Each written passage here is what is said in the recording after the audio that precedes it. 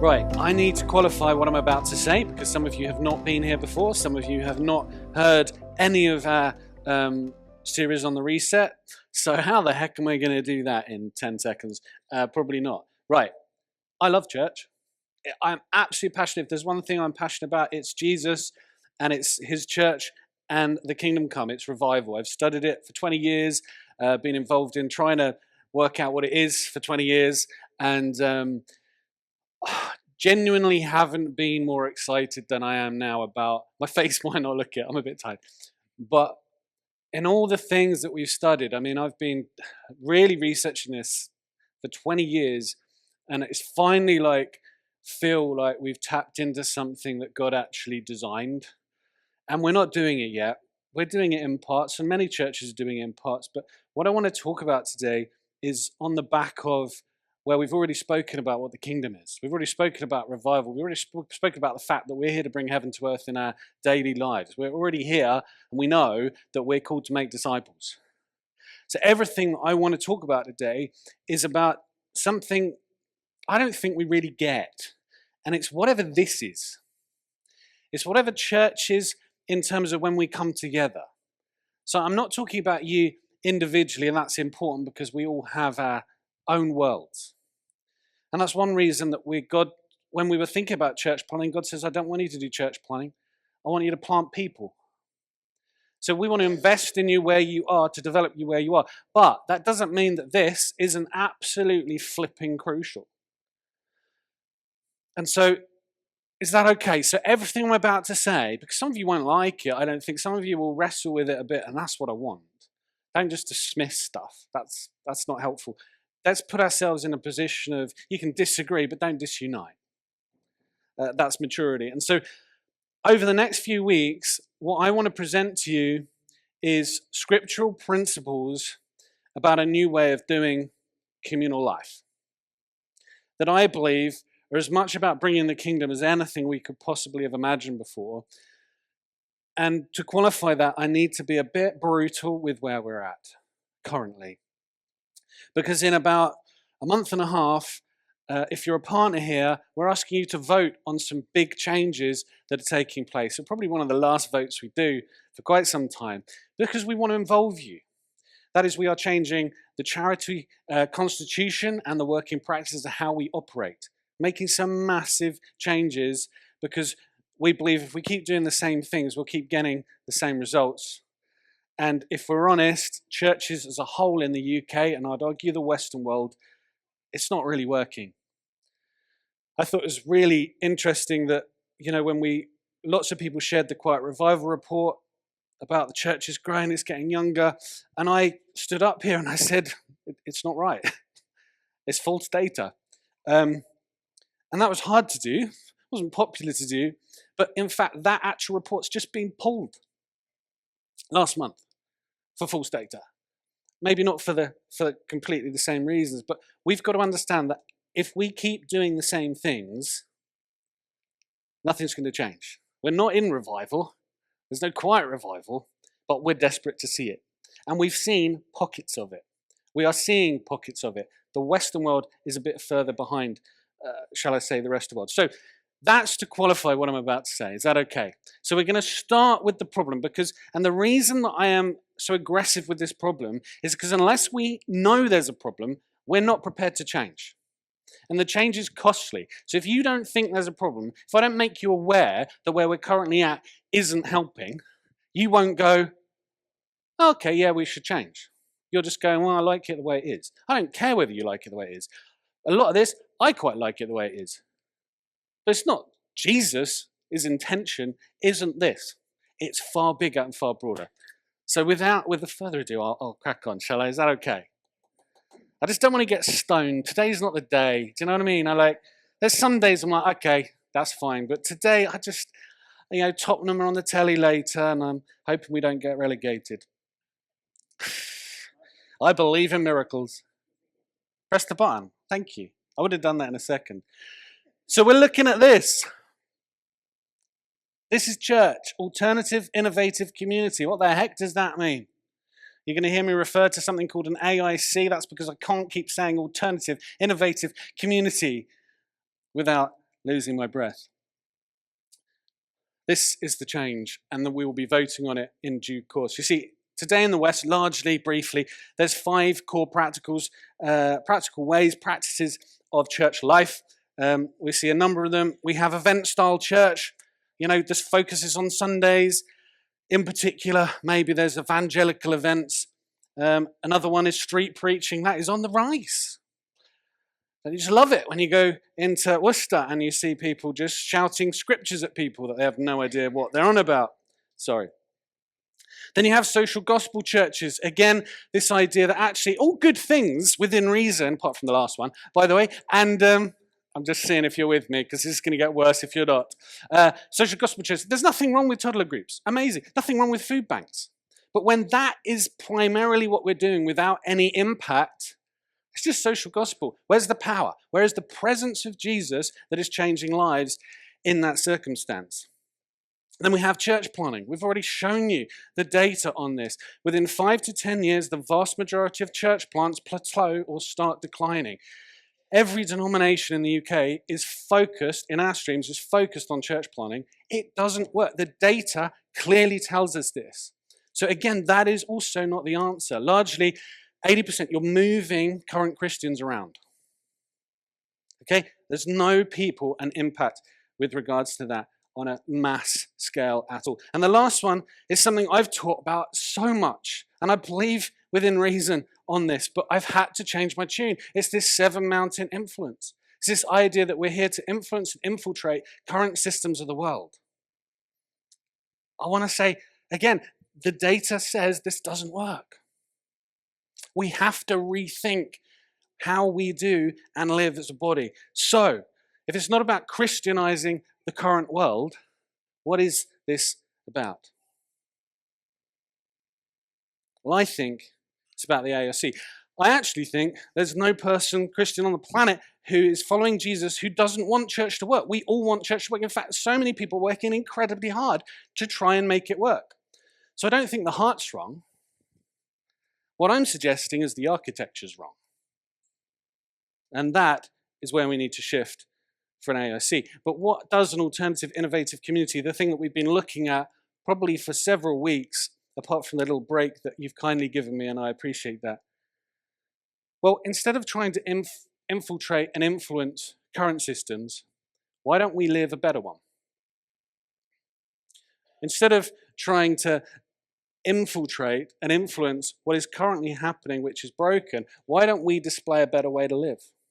To the point that actually what happens is people take notice of it and either want to belong to it or imitate it and emulate it in their own worlds. And I want to suggest to you, as I have done previously, and you can listen to previous talks, because I'm not going to go into it again, that is what Jesus' intended church was all about. So I want to get into today. Next week, we're going to have a fantastic discussion about some real detail on this, which I'm really excited to talk about. But today, I want to explore a pattern. What does an alternative, innovative community look like? What are some patterns and principles that make that up? What is the DNA of an AIC according to Jesus? And I want to take a pattern from the Old Testament, which I think is good, and I want to take a pattern from the New Testament. And so we're going to look at Moses' wilderness community. They've just come out of Egypt, been caught out of Egypt, rescued as slaves, becoming sons, becoming a new nation, and obviously the first church, which teaches us so much. Doesn't get it all right, it's historical accounts, but there's so much amazing stuff in there that we have since lost. Now, some of the stuff that I'm about to share with you, you probably won't disagree with the vast majority of it. In fact, some of you will even think, well, we do a bit of that. My point with this is that, yeah, you might do aspects of tiny bits of some of the 5 patterns I'm going to talk about, but you don't do the whole thing. In fact, I'd argue no one ever has. And what happens is, when you put all 5 of these principles together, no one's ever done that. Because if we have, we'd have something, and I'd have found it, and people would be emulating it already. The problem isn't that God hasn't shown us this. This is what Jesus, when he talks about the kingdom again and again and again, he doesn't actually talk about the church an awful lot, partly because they already kind of knew far more than we do about it. The problem is that we've got lost with this man-made institution that we've called church and created, but back then they understood community and what community life was. So Jesus didn't have to go into it. He was demonstrating it daily, all the time. And so let's get stuck into some scripture. I've got loads of scripture. Is that okay? You're like, thank God, because he is rambling forever. That will help him. You see, right back at the beginning, God doesn't ask Moses to go back into Egypt to reform it. And likewise, Jesus doesn't tell the disciples, when he comes back and he spends 40, well, what I want you to do is change institution and broken systems. He doesn't talk about infiltration on that level at all. He actually doesn't want us to reform Rome. What he wants to do, and continuously, again and again, which I'll show you again now, is he wants to create a new people. He wants to create an alternative, innovative community that will display who he is. So this is inherently missional, what I'm about to show you. So it doesn't dismiss the fact, our personal responsibility, that we have to make disciples.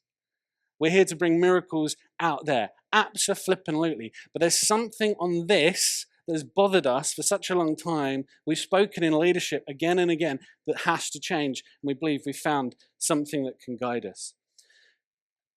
Let's start reading. Exodus 19, 5-6. You'll be a kingdom of priests and a holy nation.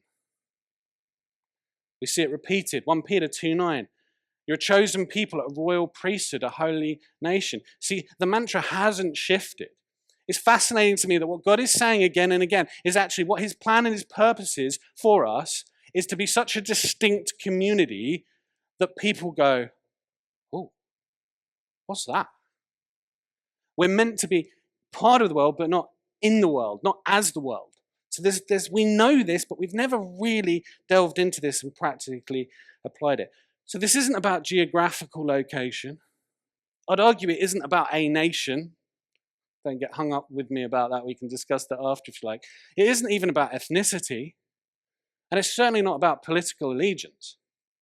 If you know anything about Paul, you'll know actually it's about loyalty to God, the one true, and nothing else matters. It's about him.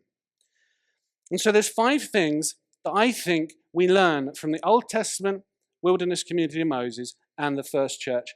And if we can apply these, if we can wrestle with these, and we're certainly going to do that in a practical way next week when I present 12 options for us, which are just like scary.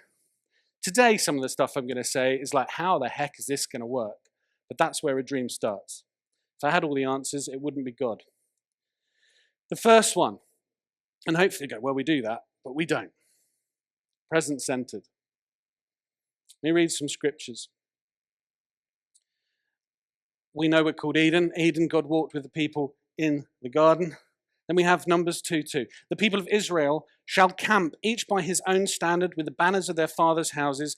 They shall camp facing the tent of meeting on every side. Picture that. And that's actually phenomenal. So you line up your front door with the very presence of God. Like he's not, we'll turn up on Sunday twice a month and we'll have some quiet times, but we'll largely forget. Your whole family is centered and focused on him. Extraordinary. Now, we get it. That's not new. But putting into practice, what does that look like? Because you know we're not there yet, right? You get that. I mean, I was part of worship this morning and it was great, but I could tell we're still not there yet, right?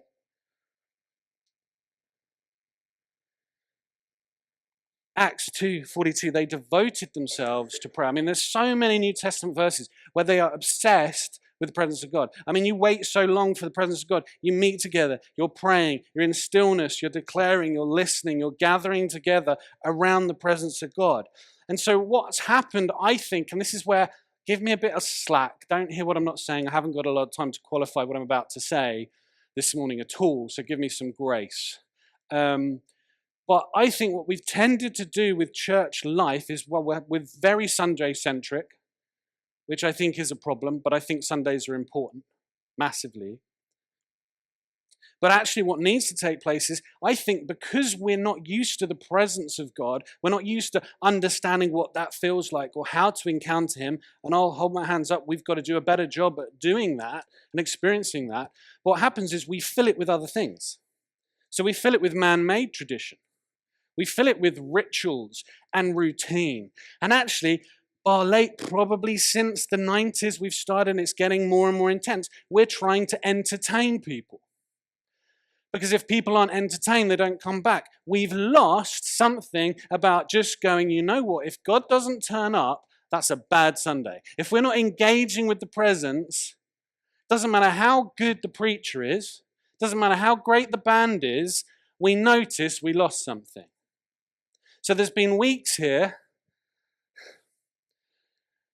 where that's all gone great, and it's been flat as a pancake because we haven't learned fully how to engage with his presence. So you're not here to be entertained. You know, there's some churches that are so fun to be part of. It's like a concert. But the problem with that is easy, and I'm not saying they're doing this deliberately, but it's easier to manufacture a production of the presence, to lead emotions. I mean, if you want to watch something weird, look at how Derren Brown does it. He replicates this emotionalism in terms of spirituality. We can fake it and it's still not real because we rely and we make it about something other than who he is. Have I got that across? Good, because I can see myself just going off on one and the Father is just like, just breathe. The second one, and this is so challenging, holy smoked, is economic reset. Economic reset. Leviticus 25:10. Consecrate the 50th year and proclaim liberty throughout the land to all its inhabitants. It shall be a jubilee for you. Each of you is to return to your own family, property, and to your own clan. Every 50 years is a reset. It's this idea that all the debt is gone, the slaves return, that all the mess that happened is redistributed again, so everyone gets to restart. That's a simple way of putting it. What?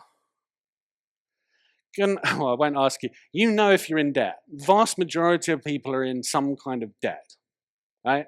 It's not fun, stressful.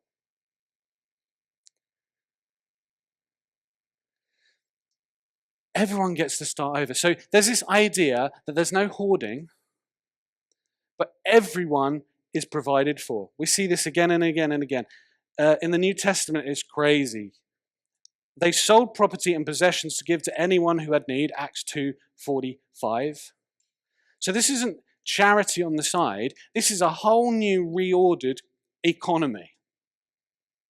That should scare the life out of us. If you have a senior leader standing up and saying, this is biblical, what does that look like for us? Don't freak out. Don't go and remortgage your house. Well, not yet. No, just joking. Don't freak out. See, I think we need to move from controlled generosity and we need to start learning giving sacrificially. Okay?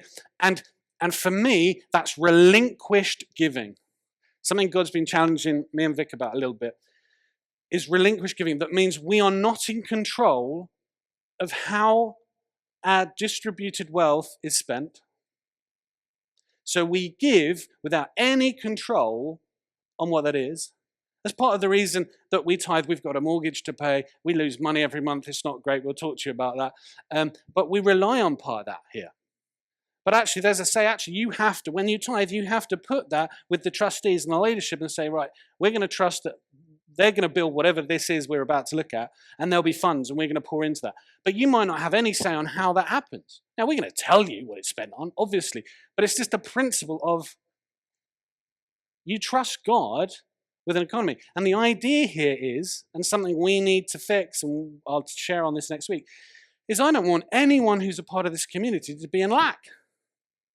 It's not scriptural. So it shouldn't happen. So we should have a fund for that. Talk about that next week. And it's this idea that God doesn't, look, he's not mad with us for having money. He's for us having money. He's just not happy when money has us. And so we need to rethink how we think money. But one of the things that I see here in Scripture, which I'm uncomfortable with, is that okay? Is it's not necessarily about accumulation of wealth. I think that can be great, and I think that can be bad at the same time. It's actually, what he's saying is there needs to be a redistribution of how wealth is used. I love watching the whole space stuff. I'm enamored, but it also makes me a bit sick. because we have so many problems to fix that money could be potentially realigned somewhere else. But that's just me. All our money is his anyway, isn't it? Just me? I thought it was. It's going well. No one's left yet. This is good. Thank you. Right, the next one. This is a big change for our working practice document and constitution. It's something the team know I have wrestled with for a very long time, because I'm just not happy with church leadership and how it functions. The onus is on the senior leader or the pastor, right? It's not really scriptural. It doesn't really help. If everyone here, it's a bit like Moses, and this is a small church, so I don't know how he did it for so long. If everything relies on one individual, there's one point of failure. It's an impossible gig. You can't keep people happy, not that that's the job anyway. In most cases, it's to challenge and equip, but still love, right? But it's not that when we see these examples that authority disappears, it just means it's redistributed. Okay, so we're talking about moving from kind of centralized leadership to decentralized leadership, to a redistribution of what leadership looks like. Kind of, in the Old Testament, it was moving from kings to God. Because they had God and they thought, we want to be like the other nations, which means we're going to run like the other nations. That's not what God wanted. He wanted to be the king. He is their king and they're better under him. So we move from men's ideas to Spirit-led. Again, it's similar to presence, but it's got a distinct aspect. Exodus 13:1. And the Lord went before them by day in a pillar of cloud to lead them along the way, and by night in a pillar of fire to give them light. So this idea that leadership serves, it protects, but it guides. And you know who you follow? Him. Even when you're a part of a community, you follow him. We follow him. The whole goal, my common prayer is, Father, whatever you're doing, let us in on it so we don't get in the way. That's primarily my job description is, Father, what are you doing? Don't let me be in the way. I pray that all the time because I'm aware it's so easy to make this about man-made ideas. Mark 10:43, you know this. Whoever wants to become great among you must be your servant. So we move from domination to serving, a very different idea in the scriptures to what was being experienced. And then something really, really important I want to put across to you. This is great. It's Acts 13:1. Now there were in the church at Antioch prophets and teachers, Barnabas, Simeon, Lucius, Manaen, and Saul. Let me just show you where these guys came from. And forgive me for the sex aspect here. Female and male lead together. Barnabas is from Cyprus. Interesting. Simeon, likely from Africa. Lucius is from North Africa. Manaen was brought up in the royal household of Herod. And then you've got Saul, who's a former Pharisee. This is a team. See, there's a common lie about Paul. There's a great book, bibliography by N.T. Wright on Paul. And you'll see that he's not a lone ranger. We've got this weird idea that he's an apostle who goes out. No, he works with a group of people all the time. In fact, he's incredibly reliant on them. And he talks about them all the time. He talks about team leadership more than anything else. Yes, of course, if he's had a vision, if there's a way and there's a clear way, he'll go in there and he'll say, no, this isn't right. He'll sit with Peter and he'll say in front of Peter, no, this isn't the way, this is the way. You know this, so why are you going backwards? He'll do that aspect. But this is team stuff. So it's not a rigid hierarchy with one person at the top. It's a collaborative leadership culture that Paul emulates wherever he goes. In fact, it's proven that if you have one man or one woman leading an institution, it's not a great look. It's even been proven now that actually the best leaders are not extroverts, they're introverts. Really interesting. I think maybe because they listen more. I'm an ambivert, so I can say whatever I like. I'm in the middle. But Paul works in team, and that's really hard. But it's something we're moving more towards, as you'll see in 2 weeks' time. But also that means something to us. We've talked about here that everyone gets to play. We mean that, but it means moving from passivity to contributing. Means that you can't just, if you're a partner, you sign up to the vision, it means you start contributing. I'm not even talking financially. I'm talking just get involved. Sign up to the rota. Like, help us create whatever it is God is asking us to create, particularly over the next few weeks, or what we're talking about. Now, some of you are in a rest place, and I get that, and I'm not putting on people, okay? You're new to church, you're still figuring out whether this is a safe place for you. I'm not talking about that. But what I am saying, at some point, the community matters. That actually we can't just be independent. We have to be interdependent. If we want to be honorable to the scriptures, and I get this is super hard because people let you down, church lets you down, heck, I'll let you down, certainly with emails. If you sent me an email over the last 4 weeks, that's gone. Send it again. I'm half joking. Yeah, that's fair.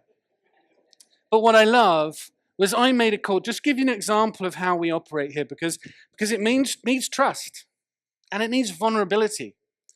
And one of the things, I sent a message to Dave, was it like 2 weeks ago, about something. And I've been in an okay place, but obviously I've had some personal stuff that we've been dealing with my dad. We lost my dad. And so that's been hard. But in the middle of this, I sent Dave a message and Dave was like, not sure that's quite accurate. I think your perspective might be off. And my first reaction when I read that, huh, what? And then I read it again and I went, yeah, that's fair. So I went, thanks, Dave, that's fair, or something like that, didn't I? See, because you need a group of people around you, and Dave's annoying like that, and I'm annoying like that. We need this to say. So there's this idea that we need to develop the leadership around us, and you'll hear about that shortly. But it means that you contribute, that you're a part of what this is. Not that you have the opportunity to play your part, but actually scripturally, you need to. There's seasons where people have to drop out. I get that. But we want to be with you in that dropout more than we have been. Which leads me to this one. This is the one that scares me. I like my own space. When you've been leading churches for 20 years, you like being on your own and just with your little family. But I cannot avoid this. And it is shared life rhythms. And I think this is the biggest one. And I have no idea how we're going to do this. I'm hoping you'll tell us. 1 Peter 4:9, offer hospitality to one another. Ephesians 5:21, submit to one another out of reverence. Romans 12:15, rejoice with those who rejoice, mourn with those who mourn. It's this idea that actually part of community, you celebrate together and you commiserate together. You look at it more, you cook together, you eat together, you contribute together, you equip one another, by the way. You all have giftings. We're in this position right now where we've got a pastoral team. See, I used to be the pastor when I turned up. I soon changed that title just because it was very confusing for people. I like tea, but moving on. Some of you know what that means.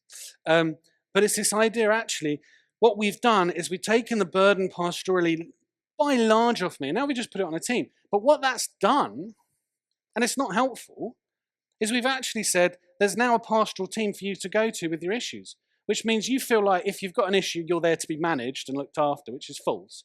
But actually, Scripture says the body ministers to the body. So actually, by the fact that we have a pastoral team, that's been fantastic, by the way, and I think things have improved, I'm not sure, actually, it helps us. Now, we need key safeguarding aspects in place. We need a place to go for an extreme moments. But by and large, by having that, we kind of default and think, well, they've got it. I mean, for a number of years, Mike and Audrey were our pastoral leaders. They did an unbelievable job. But they worked their butts off. Now, they wouldn't like me saying that necessarily, but it's a busy time, isn't it? The weight is huge, and it shouldn't be on just a team of people. So what we're suggesting is actually you take responsibility for each other. We're not leaving you in the lurch, but that should be happening more than it is. You should notice when someone's in need.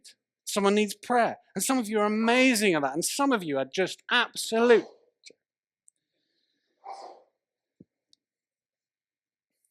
One of the things that is interesting to me, and this will be qualified next week with some solutions, is providing one another, not just with shared care, but with resources, resourcing one another in moments of need. It's a mutual responsibility for equipping one another.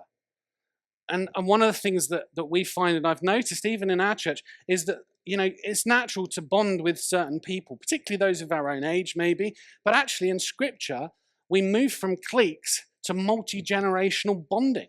Actually, there's something huge about it in Scripture you can't avoid. They're deliberately around young and old mixed together because you all learn together. And it's beautiful. And that's important ethnically as well. Like, one of the things that I've learned is I don't think the West really know what church is. Do you know who I am finding? It's people in Africa and Asia have tapped into something in South America that the West, I don't know what we're doing. We need to learn from them. They're so far further ahead of us in terms of church. These nations know more than we do. Sorry, that's just being honest.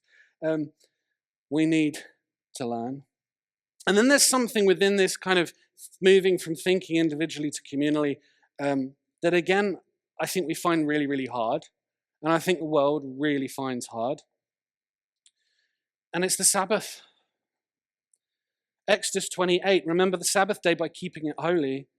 Exodus 16:26, on the seventh day they are not to gather the food they collected. We need to move from activity to productivity. It's this idea that we can be busy, but we're not effective. And we need to rest. And one of the reasons that we're called to rest is so that we can be with Him and refuel and recharge. Because we're human. It's one of the reasons here that we've got to move from over-programming to simplicity. I mean, I get asked a lot, and it's a great question, and I appreciate it. Well, why isn't there Bible studies? Well, because if we put a Bible study on and a prayer meeting on, and we have our small groups, like when are you going to be around people that need to know God's love and they're only going to get it from you? And secondly, when are you going to rest? Do you know, for me, it's more biblical to have a meal together than it is to have a Bible study, scripturally speaking, because during that conversation, you draw out of each other life, and you're there with one another in the thick of it. So how can we stop and reprioritize rest? It's a big question. But what I'm talking about is not your individual rest, communal rest, that you actually rest with each other. One of the things we've been desperate to do, me and Vic, but then we got a dog and that messed us up, and then I got more ill and that didn't help, and then things just keep happening and you just keep making excuses, is one of the key things God's asked us to do here is to regularly eat together. Thank God God spoke to Dave about the new family group system, changed his mind overnight about it, because you're eating together and people were starting to know people that they didn't know. And our feedback from that is just beautiful. The relationships that are forming, the trust and the bonds, are brilliant. We started our discipleship group a couple of months ago, and I was like, I hope this works. Honestly, it's been one of the joys of the last few years for me. We've only had 2. Is there anybody who's been at the discipleship group recently? Are you here? I see 2 people over there, 3 people. It's been great, even with you guys in it. But it's real life. We talk about real issues, and we're eating together, and it's beautiful, and I love it. And this next one, this is crucial for us. And I would say it's the one that church is absolutely dreadful at, and it makes me feel a bit sick. But we're all on a journey with it. And we need to get this right. And it's outcast focused. Not pleasing and keeping the Christians already part of your church. But we need to reach the people no one else is reaching. And we need to be there for people who are generally, there is hardly anyone for. A voice for the voiceless. But you might be challenged about what that actually flipping looks like. This is an absolutely, if you look at the scriptures, OT, NT, it's an absolutely non-negotiable. And I'm going to give you some light scriptures on this. There's some heavier ones coming, trust me. Not today, but. And do you know what? I could talk about this a lot. I am just going to let the scriptures soak into you for a minute. I'm just going to read a few scriptures. Is that all right? Just let them soak in, because he'll do a better job than I will. Exodus 22, do not mistreat or oppress a foreigner. Do not take advantage of the widow or the fatherless. The last shall be first, and the first will be last. Religion that God our Father accepts, so the some he doesn't, man-made, as pure and faultless is this: to look after orphans and widows in their distress. Deuteronomy: he defends the cause of the fatherless and the widow, and loves the foreigner residing among you. One of the most misapplied scriptures concerning moving from influence architecture to kingdom architecture, as we looked at recently, is that we're called to disciple the nations. But that's not nations as we know it. It's not America or England or Egypt. It's ethnos. It's a people. You can't disciple a whole. That's not what it's about. He's talking, everything in that chapter is about individuals. He's talking about the people around you who are not like you. That's the ethnos word. It says anyone not like you. So people with different ideas and ideologies and philosophies.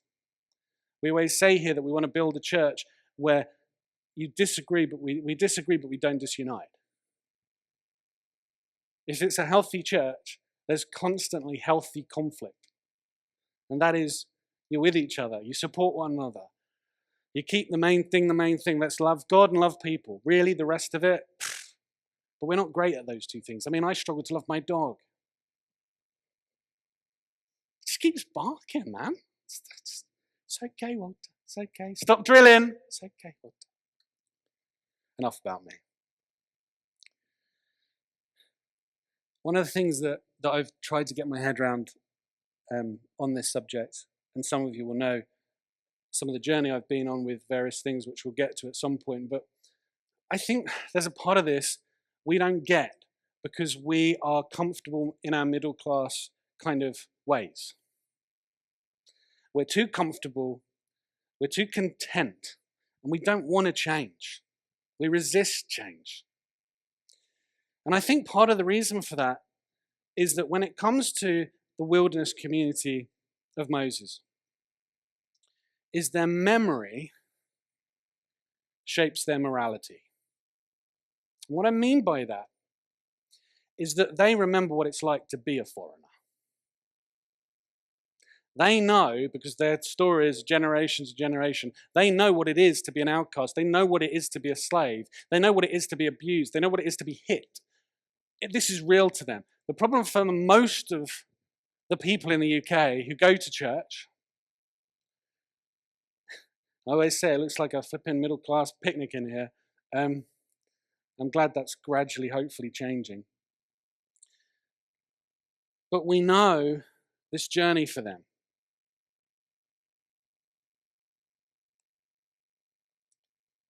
Do not oppress a foreigner, James 1:27. You yourselves know how it feels to be foreigners because you were foreigners in Egypt. Like, there's people here that have been abused. Like, you've been an outcast. You've been a foreigner. You've been hurt in ways that are unimaginable, that I cannot understand. My parents were largely absent, but they were there. Right? So I haven't had fights. I am a white heterosexual male in the UK. By and large, my life has been relatively easy. Some of you, that's not your journey. It's been crap. You understand this. And I think if you understand that, you embrace the outcast. If you don't, you start going, ooh, and it becomes hard for you. You don't fully understand it because you can't identify with it because it's not really part of your story. And I praise God for that in a way. But if it's not part of your story, we need to understand other people's stories to get this. We have to be outcast focused. We have to be a safe haven for people who need it. And that trust isn't going to come because we suddenly open our doors. We're going to need to earn it, and we're going to need to display it, and we're going to need to show it. So we move from shaming people to honoring people. We move from judging people just because they sin differently to us to restoring them and helping them and them helping us. One of the greatest people I ever spoke to that opened the scriptures to me was not a preacher. I was in Toronto, and we used to go every week, by the worst driver you've ever. I mean, they would literally turn and then check to see if it was okay. And in Toronto, I don't know if you've been, but the roads, they're like 5 lanes long, and you just think your life's in God's hands. We got there, and we used to just serve the homeless community. So, they're very, very high, very, very damaged, very, very beautiful but struggling people. I remember the little lady who ran it. She was this wonderful, really short Chinese lady, and she taught me a heck of a lot. And the first day I get there, she grabs my hand, and I'm like, oh, that's sweet. She takes me into the room full of these people who are there for food. And she says, this is Mike. He's my new friend. He's going to tell you the gospel. And I went, oh. And then what she did, stop watching TV, take your feet down. She turned off the TV, look at Mike. And I went, oh. I think I may have done a little bit more than flatulence at that particular moment. But there was something that those people taught me that she thought I was there to teach them. I remember sitting with a guy and weekly have this interaction with this guy, and sometimes he wasn't there, and he opened the scriptures up to me in ways that I'd never seen before, because that's all he had. High as a kite most of the time, but he would open the scriptures, he had this little Bible, and he would just unpack it with me. I was learning tremendous amounts from him. This grace, this story. I mean, the week that I left, literally the day that I left, someone was murdered in the doorway of that place. So, I mean, that's real outcast society, but that's the very pinnacle of it. What we're looking at is the daily, where are we as a church when we need to adapt this and put this into play for ourselves? Where are you in terms of outward focused? For me, we need to move from welcoming people that we think will fit in to extending ourselves to being radically inclusive and offering true belonging to anybody and everybody. Obviously, we need boundaries in place. It's difficult, if someone's on a killing spree, to say, come and sit next to me. I'm just trying to lighten the mood here. No, things get a little bit awkward, but you get the general gist. Everyone's welcome. Everyone gets to play. And so I'm looking at this and I'm thinking, okay, God, this is all great. And I have wrestled over this AIC stuff for longer than I could possibly tell you because it's challenged a lot of who I'm about.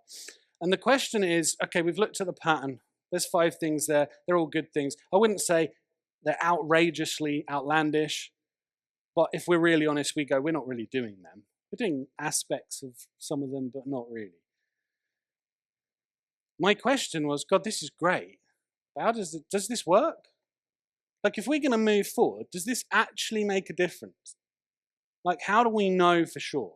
There's one thing I'm really excited to show you that we know this works in terms of our plexus, which we'll share shortly. But today, I just want to read some verses because it's really exciting. Deuteronomy 4:6. I think the battery's died on this. Oh no, I've turned it off. Well, that'll be why.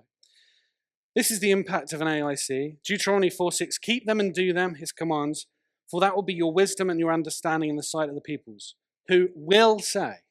So if you live this way, as I've asked you to, displaying the kingdom as a community, surely this great nation is wise, a wise and understanding people. In other words, they see how the people are living under God as a community, and they go, wow.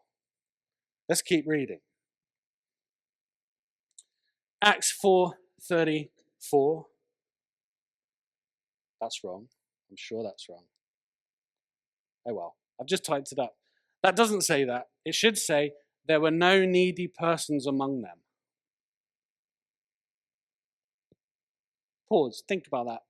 There was no needy persons among them. That's radical, isn't it? I don't think that applies to us at all. There's plenty of needs here.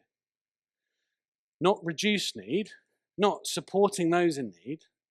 They eradicated need. Next week, I want to ask one of the questions is this: what needs can we eradicate? Not support, not help.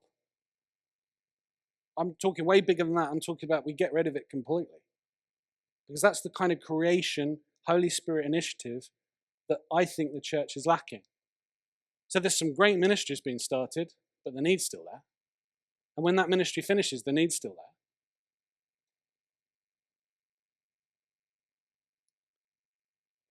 I love this, Acts 11:26, and in Antioch, the disciples were first called Christians. Why is that relevant? Because they were so distinct. They lived so differently to the world around them that they didn't know what to call them. So they had to come up with a whole new term for these people who were living such a different way. And so they came up with this idea of Christians, anointed ones, little Christs. They're little Jesuses. How cute is that? I mean, it's so sweet and so cute, but holy smokes, that is powerful. That you live such a different way that you have to be called something that they don't have a name for. So don't tell me this doesn't work. That is an alternative, innovative community that has made such a difference that the outside world go, well, we ain't got a name for that. Let's call them Christians, little Christ, little Jesuses, which is what you are, ultimately.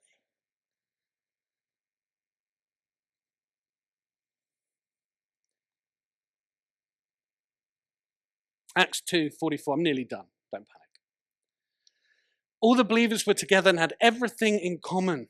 They sold property and possessions to give to anyone who had need. Every day they continued to meet together. They broke bread in their homes and ate together with glad and sincere hearts, praising God and enjoying the favor of all the people. And the Lord added to their number daily those who were being saved. Why? Well, look at this. They gave to anyone who had need. They met together regularly. They ate together. They had glad and sincere hearts. So there's joy. I mean, sometimes I wonder if we know what that word is in church, right? Come on. And the Lord added to their number daily. Well, of course people want to be part of that. Of course people want to go, wow, that way of living as a community is awesome. I want to be part of that. Why would you not want to be part of something that lives like that? Right? They don't want to come just sit here on a Sunday and listen to some idiot with a beard and no hair talk about what we want to be doing. They want to see it in practice. They want to see the kingdom displayed by a group of people in a genuine way that is different to what the current church operates as. Now, we can keep doing this and we can get better and better. Preachers and worship can get higher and higher, and we can put more seats out. But unless we understand what community is and what that looks like and how we can build something radically different that eradicates need, not just tries to prop up every single little thing, but what one thing could we do that could absolutely change our world, and we do it together by expressing and displaying it and being an alternative, innovative community and AIC. Are you with me on what that is now? Almost. You will be next week if you haven't quite got it today. People want to belong to that kind of community that is outward and outcast focused, that has a different economy, a distributed leadership where everyone gets to play a part, aligned with culture and the vision.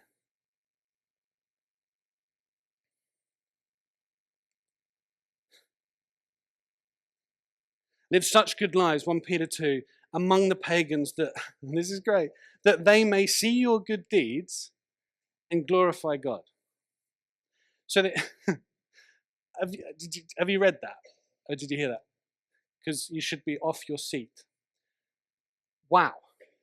Right.